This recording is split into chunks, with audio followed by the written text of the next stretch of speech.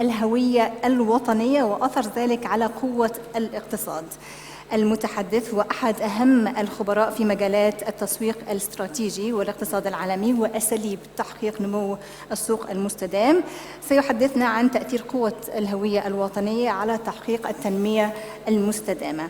الدكتور صلاح حسن حصل على الدكتوراه من جامعة أوهايو الأمريكية، ويعمل أستاذ متفرغ في جامعة جورج واشنطن بالولايات المتحدة الأمريكية، وهو المدير الأكاديمي لبرنامج شهادة الدراسات العليا في التسويق وإدارة العلامات التجارية. نرحب معا بالدكتور صلاح حسن، فليتفضل.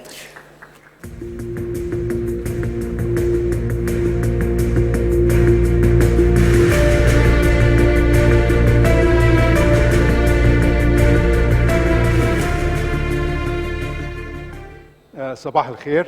The topic that I'm addressing today is really very timely for Egypt in particular, but I really truly believe it's also very important for the region. And I should also acknowledge, of course, the League of Arab Nations for co-sponsoring this event. For a number of reasons.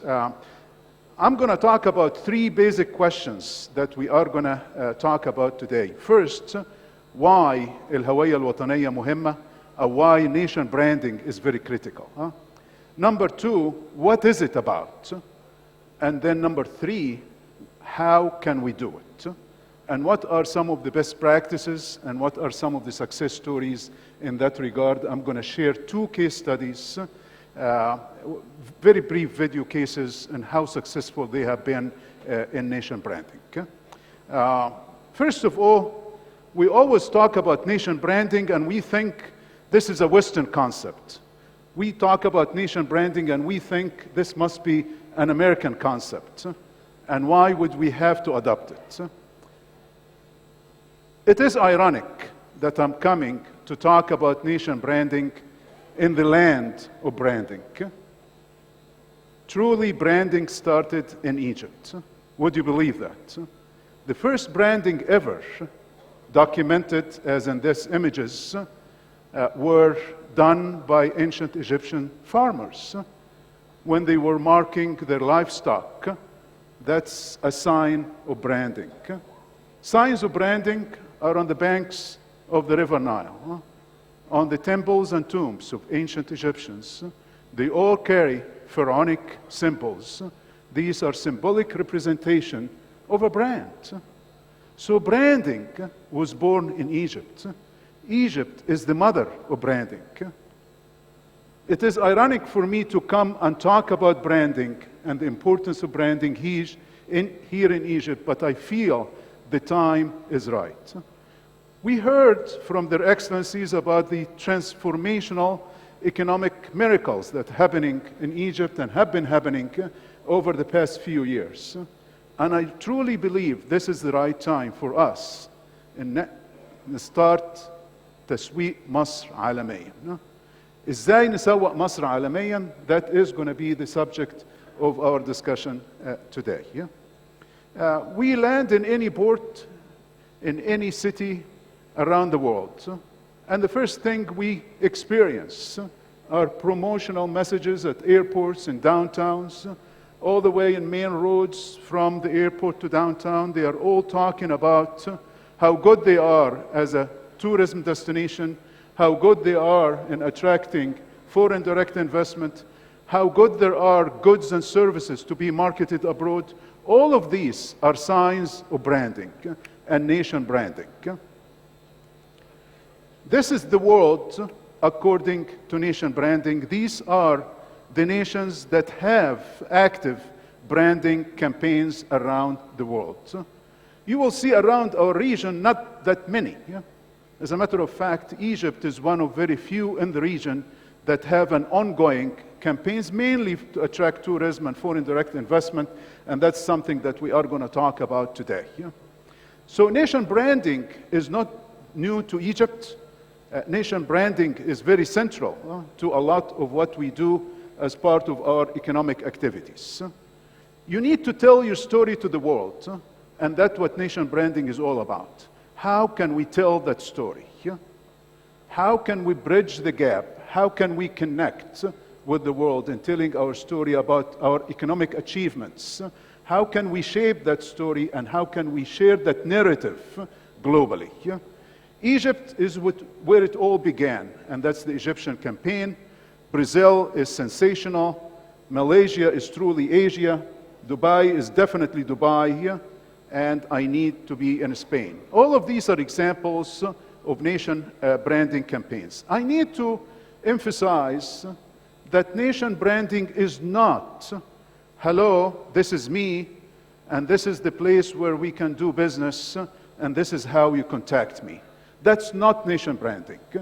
Nation branding is not just a logo. Nation branding is not just a slogan. No.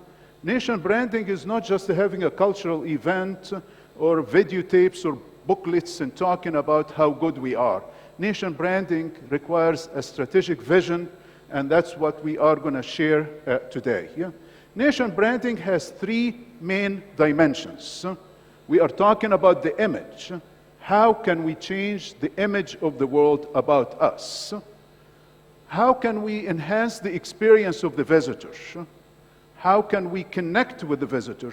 And how can we enhance the reputation of our destination, whether it is as a tourist destination or a foreign direct investment, or the products, goods and services that Egyptian-made products are exported abroad.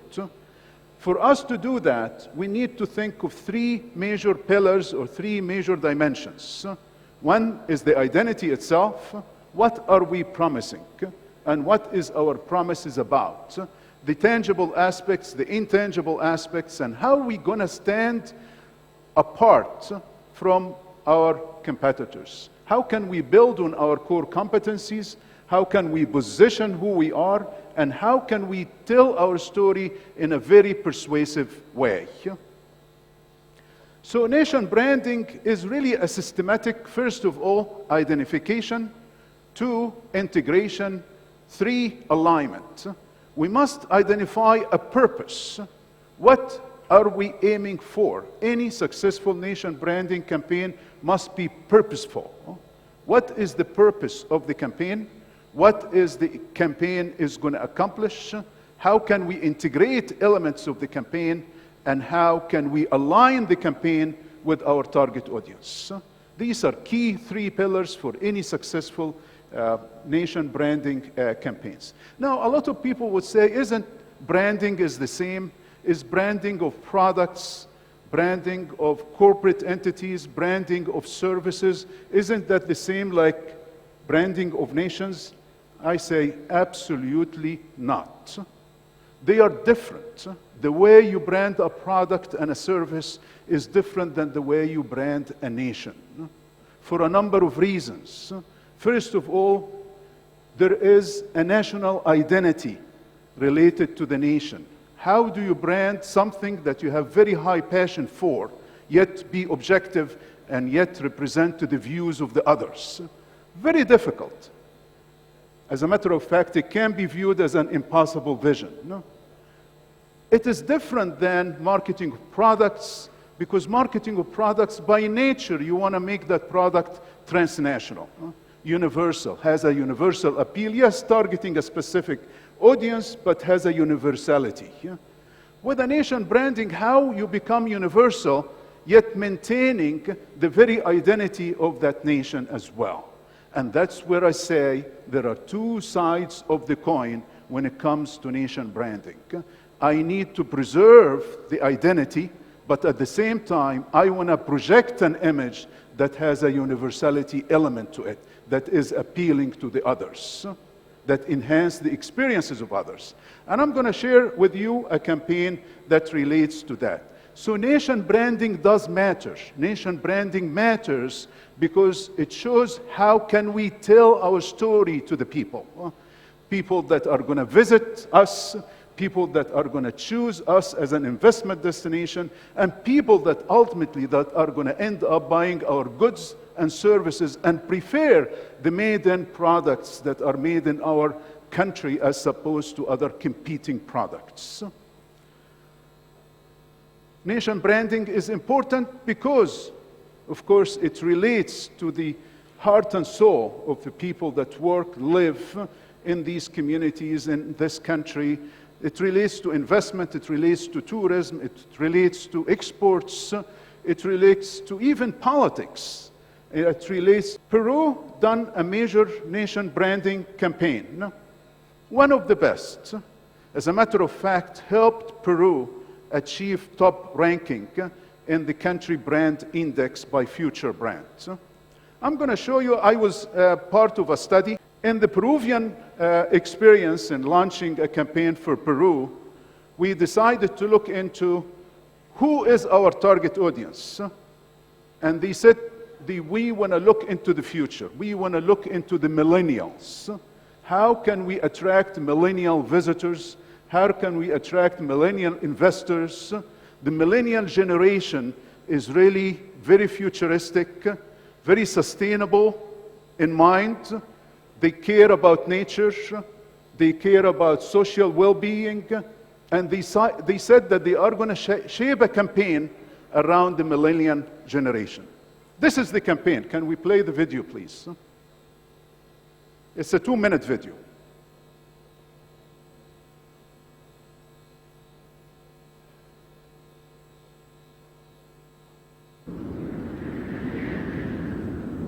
Dear world, this story begins thousands of years ago, when our great-great-grandparents began a task which all Peruvians still continue to pursue. The task was, and is, very simple: to be as one not only with each other, but with our surroundings. Our earth, our sun, our water, our inner being. We are one, us and the world.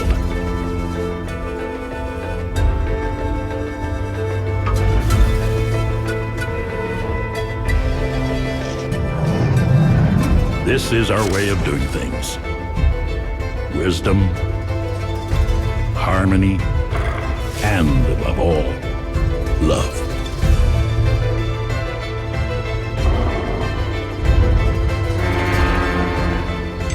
Our products are our conversation with the earth, our way of telling you what we have learned, where we come from and where we're going. In every fruit from the earth, in every stitch of thread, Peru is there. We are a single whole. Our plants and forests are alive in our weavings in our traditions in our pisco, and our pisco in our world-renowned food. We are a world within the world. So here everyone finds what they are looking for, and much more. This is what we were taught. This is what we do. This is who we are. And this is the source of our pride. Peru, dedicated to you, dedicated to the world.